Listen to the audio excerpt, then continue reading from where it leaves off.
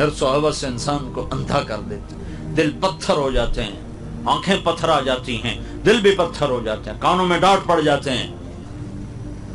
نواسہ رسول سامنے ہے اور آنکھوں پہ پردہ آیا ہوا، کانوں میں ڈانٹ ہیں۔ شمر آگے بڑھ کر کہنے لگا ہم تمہیں قتل کریں گے۔ آپ نے کہا اللہ اکبر، صدق اللہ و رسول، سچ کہا اللہ اس کے رسول۔ ساتھیوں نے پوچھا کیا کہا؟ اللہ رسول نے کیا سچ کہا؟ تو آپ نے شمر کو دیکھ کر کہا، شمر وہ تھا کالا چٹا، اس کو برس ہو گئی تھی، فل بیری جسے کہتے ہیں، کالا چٹا کالا چٹا۔ تو آپ نے فرمایا میں نے اللہ کے نبی سے سنا تھا، آپ نے فرمایا تھا میں دیکھ رہا ہوں ایک کالا چٹا کتا میری اولاد کا خون پی رہا ہے، یہ ہے وہ، یہ ہے وہ، یہ سامنے کھڑا ہوا ہے۔ میں نے اللہ کے نبی سے سنا تھا ایک کالا چٹا کتا میری اولاد کا خون پی رہا ہے، وہ یہ ہے۔ پھر زہیر آگے بڑھے کہ دیکھو میں اتمام حجت پر بات کر رہا ہوں، ابھی ہم ایک امت ہیں، دین ایک ہے، قرآن ایک ہے، اگر تلوار اٹھ گئی تو تم اور امت ہوگے، ہم اور امت ہوں گی۔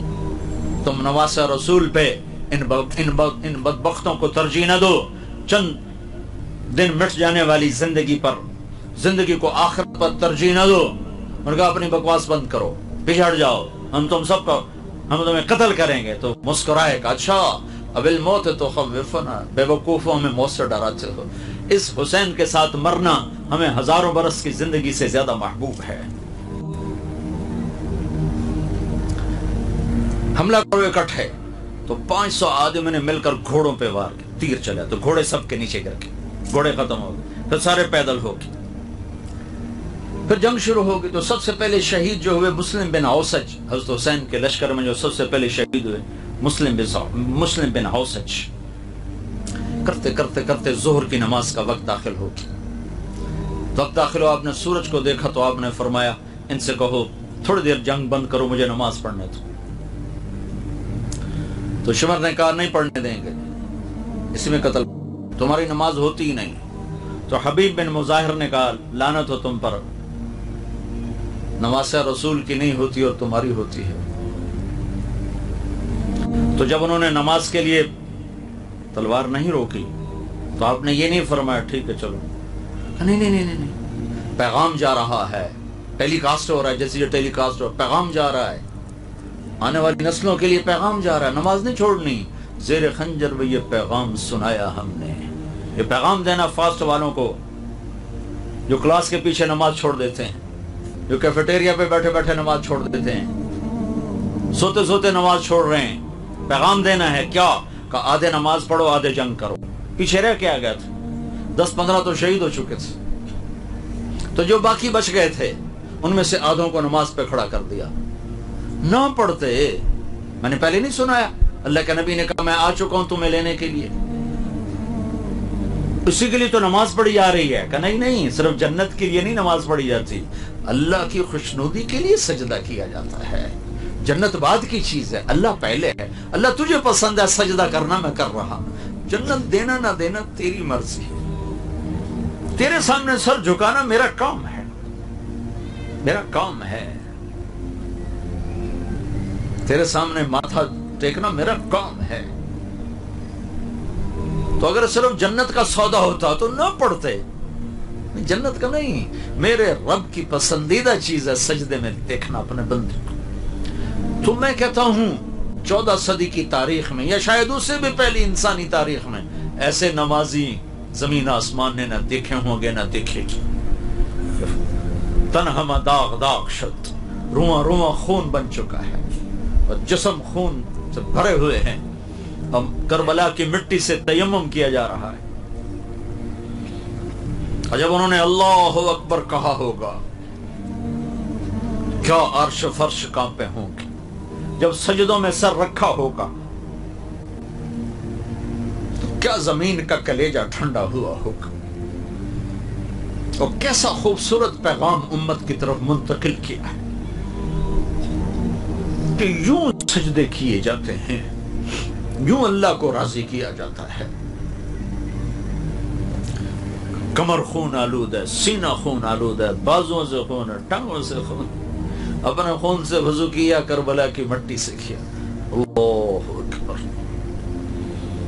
کیا فرشتوں میں کوہرام مچا ہوگا، کیا کربلا کی مٹی نے ان کے بوسے لیے ہوں گے، اور کیا عالی شان پیغام پہنچا، ہمیں اللہ کو پانا ہے، ہمیں اللہ کو پانا ہے، مجھے اللہ کو پانا ہے، مجھے روٹی پہ نہیں بکنا، مجھے کرسی پہ نہیں بکنا، مجھے MNA MPA شپ پر نہیں بکنا، مجھے وزارت پہ نہیں بکنا، مجھے چند سکوں پہ نہیں بکنا، میں ایک مل ٹیکسٹائل کے لیے، دولت دھن کے لیے اپنے رب کو ناراض نہیں کر سکتا۔ مر جانا کوئی عیب نہیں، نیزوں پہ چڑھ جانا کوئی عیب نہیں ہے، اولاد کا ذبح ہونا کوئی عیب نہیں ہے، نافرمانی عیب ہے، نافرمانی عیب ہے۔ زہیر بڑے شاہ سوار تھے، جدھر منہ کرتے تھے پیدل تھے، کوفی آگے بھاگ پڑتے تھے، آگے بھاگتے تھے، جدھر تلوار لے کر چلتے کوفے والے آگے بھاگ پڑتے تھے۔ پھر ابن زیاد نے کہا مل کے حملہ کرو اس پر۔ تو جب وہ گرے ہیں نا تو حسین قریب تھے، انہوں نے ان کے کندھے پہ ایسے ہاتھ مارا، اقبل ہدیت ہادیا مہدیج اليوم تلقى جدك النبي حسنا والمرتضى عليا ذا الجناحين الجعفر الكمية واسد اللہ الشہید الحیہ۔ آگے بڑھ، مرتے مرتے یہ چند شعر کا۔ اچھا اب دلیری دیکھو کہ مرتے ہوئے شعر و شاعری کر رہے تھے، کتنا پرسکون تھا دل دماغ، شاعری دل دماغ سکون ہو تو شاعری آتی ہے، ایسے تھوڑا شاعری آتی۔ کتنے پرسکون تھے، کٹتے ہوئے، مرتے ہوئے، تڑپتے ہوئے، کہ شاعری نکل رہی، آگے بڑھ حسین تو ہادی اور مہدی ہے، ہدایت پر ہے، ہدایت یافتہ ہے، آج تیری ملاقات ہونے والی ہے اپنے نانا محمد مصطفیٰ کے ساتھ صلی اللہ علیہ وسلم، آج تیری ملاقات ہونے والی ہے حسن اور اپنے باپ علی کے ساتھ، آج تیری ملاقات ہونے والی ہے ذوالجناحین جعفر طیار کے ساتھ، آج تیری ملاقات ہونے والی ہے حمزہ اسد اللہ کے ساتھ، آگے بڑھ تیرے لیے موت ہار ہے، صحرا ہے۔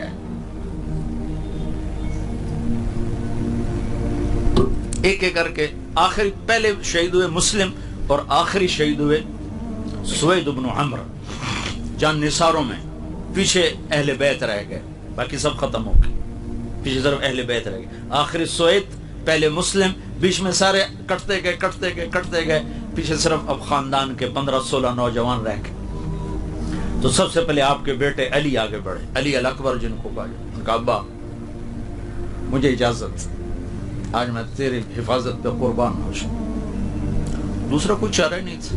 تو سب سے پہلے علی الاکبر شہید، پھر دوسرے نمبر پر حسن کے بیٹے حضرت قاسم شہید۔ اہل بیت میں قاسم سب سے حسین تھے، سب سے حسین۔ جب قاسم شہید ہوئے تو حضرت حسین بہت روئے، کیا عجب کہانی ہے، جس امت کے پاس ایسی داستان ہو، پھر جھوٹ پہ بک جائے، پھر روٹی پہ بک جائے، پھر شراب و زنا پہ بک جائے، پھر چوپڑیوں پہ بک جائے، عجب بات، چند سکوں پہ ایمان بیچتے۔ تو ان کے سرانے کھڑے ہو کر کہا بھتیجے، آج تیرا چچا بڑا بے بس، تیری مدد سے قاصر ہے۔ پھر ان کی لاش کو اٹھایا، جا کے پیچھے ڈال دی۔ تو حسین کے بیٹوں میں ابو بکر، علی الاکبر، عبداللہ، 3 شہید۔ حسن کے بیٹوں میں قاسم، عبداللہ، ابو بکر شہید۔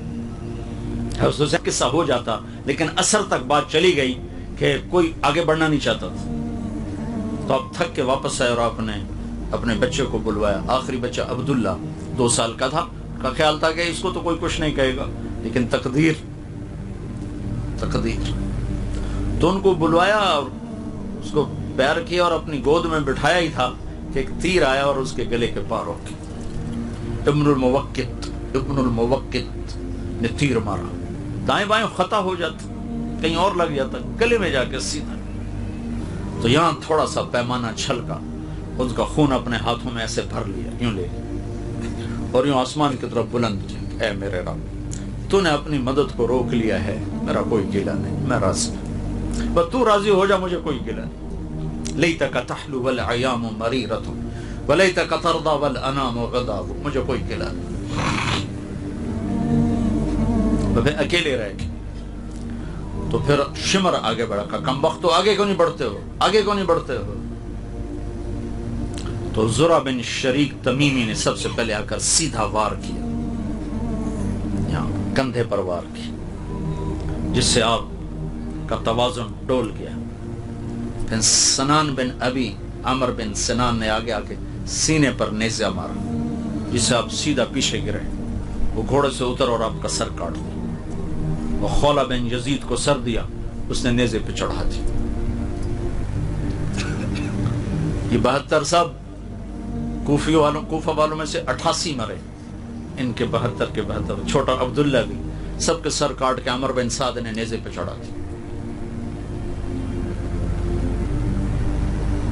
وہ اپنے بندوں کا جنازہ پڑھایا، ان کا جنازہ نہیں پڑھایا، ان پر گھوڑے دوڑا دیے۔ اگلے دن بنو اسد آئے، انہوں نے جنازے پڑھ کے دفن کیا۔ جب ان کو پتہ چلا کہ ان کو دفن کیا ہے تو عمر بن سعد نے پانی چھڑوا دیا تاکہ قبروں کا نشان مٹ جائے۔ تو پانی 40 سن اوپر کھڑا رہا، ساری قبروں کا نشان مٹ گئے، قبریں بنی نہیں، خالی دفن کیا۔ تو بنو اسد کا ایک بوڑھا آیا، وہ آ کے زمین اٹھا کر سونگتا سونگتا سونگتا سونگتا سونگتا این حضرت حسین کے مدفن پر پہنچے تو چیخ اٹھا کہ یہ ہے نواسہ رسول، یہ ہے نواسہ رسول۔ مٹی میں سے ایسی خوشبو تھی جو مہک کر آسمانوں کی طرف جا رہی تھی، یہ ہے نواسہ رسول۔ اور یہ پیغام دیا گیا ہے پوری امت کو کہ دیکھو اللہ اس کے رسول کو راضی کرنا اپنی زندگی کا پیمانہ بناؤ، کامیابی کا معیار یہ نہ بناؤ کہ پیسہ کتنا آیا،